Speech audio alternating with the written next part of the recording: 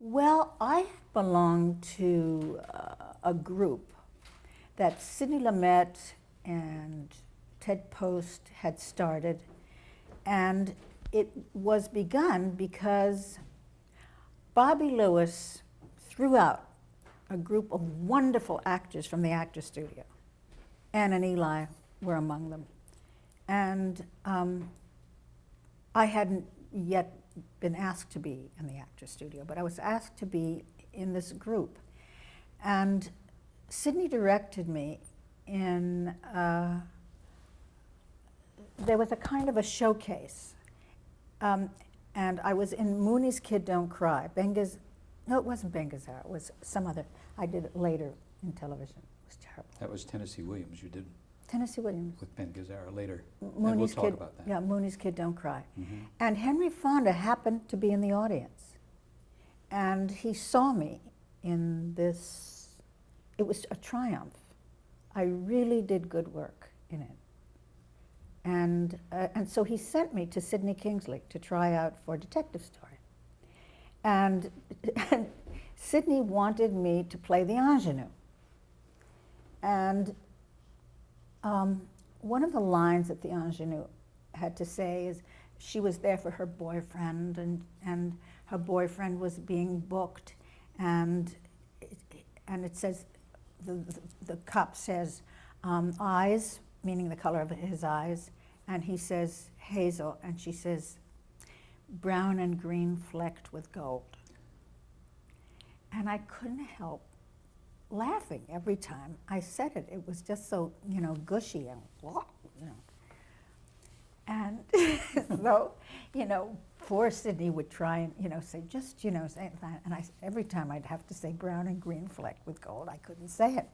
So I said, please, please, please, may I play that old lady, the shoplifter. The old lady was 40. She's described as 40. So I said, please, may I play the old lady? And so he said, well, read for it. And part of the exercises that we had at the Neighborhood Playhouse was to pick up characters. If you're driving on a bus, which is how I picked up the shoplifter, somebody behind me was talking to her friend. And she was saying it was very, very nice, when we went there. And I had such a good time. And her W's or her R's were V's instead of very. It was very. I had a very good time. And so I just said, oh, okay, and I brought that character that I brought into speech class, not into acting class. I brought it into Sidney. And he says, okay, you've got the part. And it was this little bitty part that I could not have been happier with because I didn't want to play leads. I wanted to sneak up to playing leading parts. And so it was very shocking and upsetting to me. Maureen Stapleton says, Maureen was in the play at the time, that when we opened in Philadelphia and the papers were talking about me, the critics were talking about me, that I threw a glass out the window. And I said, no, no, no, no, no, that's not the way I want it. And that's really been a very strong Motivation? Internal thing in my life. I've not want to be pushed in front until after the Blacklist. After the Blacklist, I became very driven. I wanted to get back, and so I was very driven.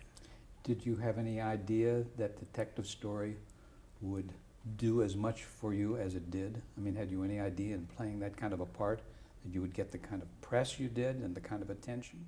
No, I mean, I was so relieved to be playing, not Miss Brown and Green Flecked with Gold, who was the ingenue lead, but this little character that I could play with, and I could sit and I could read and I could relate all over the place.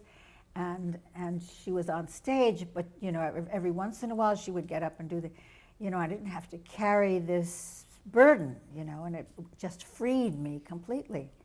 And so, I left after 8 months. that was when I met Arnie Manoff and John Berry and Who was all soon the to become your husband. who was to become my husband. I left this long-running play, and I can remember, you know, Bellamy and McMahon saying to me, "My God, you know, you're a kid.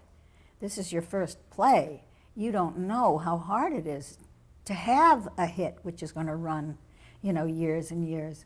And I've gotten everything out of it that I can, like so many people do now when they do the theater. They say, you know, like after 6 months, I'm moving on, and I did.